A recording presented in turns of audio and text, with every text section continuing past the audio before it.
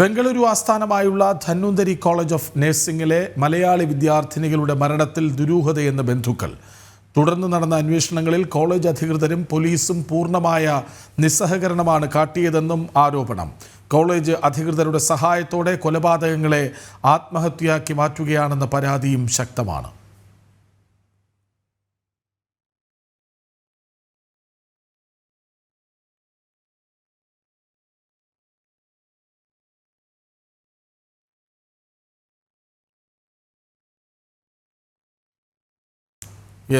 ബംഗളൂരു ആസ്ഥാനമായുള്ള Dhanvantari college of നഴ്സിംഗിലെ Malayali വിദ്യാർത്ഥിനികളുടെ മരണത്തിൽ ദുരൂഹത ആരോപിക്കുകയാണ് ബന്ധുക്കൾ. കണ്ണീർ വാർത്തു പറയുന്നു.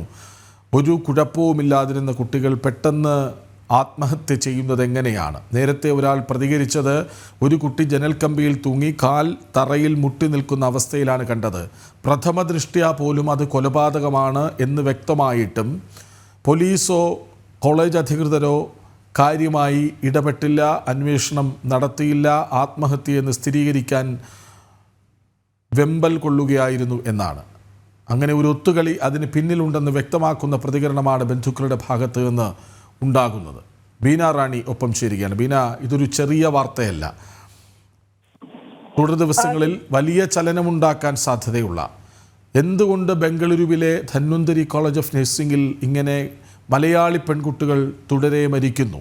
അതും ആത്മഹത്യാ പ്രവണത ഒരിക്കൽ പോലും പ്രകടിപ്പിച്ചിട്ടില്ലാത്തവർ, ആത്മഹത്യക്കെതിരെ സംസാരിക്കുന്നവർ, വീട്ടിലെത്തിയാൽ അമ്മയോടും അച്ഛനോടും അത്തരം വാർത്തകൾ കാണുമ്പോൾ എന്തിനിവർ ആത്മഹത്യ ചെയ്തു എന്ന് ചോദിക്കുന്ന കുട്ടികൾ, അവരാണ് മരിച്ച നിലയിൽ കണ്ടെത്തിയത്. നോക്കൂ, എന്താണ് ആ കോളേജിൽ സംഭവിക്കുന്നത്? തീർച്ചയായും കൃഷ്ണരാജ്, വളരെ പ്രധാനപ്പെട്ടതും വളരെ ഗൗരവമേറിയതുമായ ഒരു വിഷയമാണ്. പ്രത്യേകിച്ച് ബാംഗ്ലൂർ നഗരം പോലെയുള്ള ഒരു സ്ഥലത്ത് ഇത്തരത്തിൽ വിദ്യാർത്ഥികൾ ദുരൂഹ സാഹചര്യത്തിൽ കൊല്ലപ്പെടുന്നു എന്ന് തന്നെ പറയേണ്ടി വരും. ഇത് പലപ്പോഴും ആത്മഹത്യ എന്ന രീതിയിൽ ഇത്തരത്തിലുള്ള നഴ്സിംഗ് കോളേജുകളിൽ നിന്ന് പുറത്തുവിടുന്ന വാർത്തകൾ അത്തരമാണ്. എന്നാൽ ബംഗളൂരു സോള ദേവനഹള്ളിയിലെ ധന്വന്തരി കോളേജ് ഓഫ് നഴ്സിംഗിൽ മാത്രം കഴിഞ്ഞ 5 മാസത്തിനുള്ളിൽ 5 വിദ്യാർത്ഥികൾ കൊല്ലപ്പെട്ടതിൽ 3 പേരും മലയാളികളാണ് എന്നുള്ളതാണ്. ഇതിൽ ഏറ്റവും ഭയപ്പെടുത്തുന്ന ഒരു സംഗതി കർണാടക പോലീസിന്റെ ഇത്തരം കേസുകളോടുള്ള ഒരു സമീപനമാണ്. എല്ലാ കേസുകളിലും കോളേജ് മാനേജ്മെന്റിന്റെ സ്വാധീനത്തിന് വഴങ്ങി ഇതിലുള്ള പ്രതികളെയും കോളേജ് മാനേജ്മെന്റിനെയും സഹായിക്കുന്ന ഒരു നിലപാടാണ് പോലീസ് എടുക്കുന്നത്. ഈ പെട്ടെന്ന് ഒരു ദിവസം കുട്ടികളുടെ മാതാപിതാക്കളോട് കുട്ടികൾക്ക് സുഖമില്ല, ഇവിടെ എത്തണമെന്ന് അറിയിക്കുകയും തുടർന്ന് അവിടെ ചെല്ലുമ്പോൾ മാത്രമാണ് സംഭവത്തിന്റെ ഗൗരവം ഇവർക്ക് മനസ്സിലാകുന്നതും. എന്നാൽ ഇവരെ കുട്ടികളെ കാണിക്കാൻ പോലും അവർ തയ്യാറാകാത്ത ചില സാഹചര്യങ്ങളും അവിടെ ഉണ്ടായിട്ടുണ്ട്.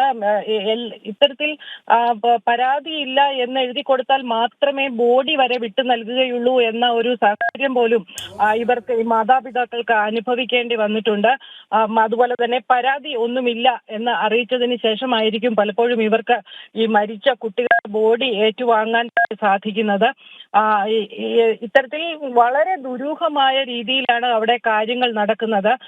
ഇതുമായി ബന്ധപ്പെട്ട് നിരവധി പരാതികളും മറ്റും അറിയിച്ചെങ്കിലും പോലീസിന്റെയും ഒപ്പം തന്നെ ഭരണ നേതൃത്വത്തിന്റെയും സ്വാധീനത്തിന് ഇല്ലെങ്കിൽ ഈ മുഹമ്മദ് ആരിഫ് എന്നയാളെ ഉടമസ്ഥതയിലുള്ള കോളേജാണ് ഇതെന്നത് കൊണ്ട് തന്നെ അയാൾക്ക് പ്രത്യേക പരിഗണനയും സംരക്ഷണവും നൽകി പോലീസും ഭരണ നേതൃത്വവും ഈ പ്രതികൾക്ക് അനുകൂലമായ സാഹചര്യങ്ങൾ അവിടെ ഉണ്ടാക്കുകയാണ് ഇവർ ചെയ്യുന്നത്.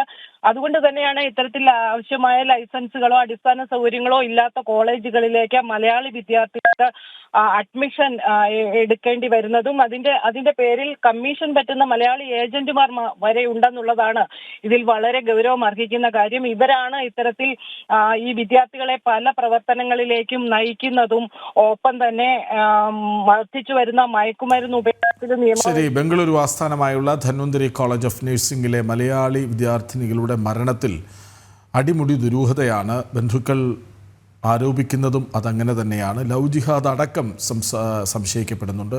ഈ കോളേജ് അധികൃതരും പോലീസും തമ്മിലുള്ള ഒത്തുകളി ഇതിന് പിന്നിലുണ്ടെന്ന് വ്യക്തവുമാണ്. വിവരങ്ങൾ നൽകുകയായിരുന്നു ബീന റാണി.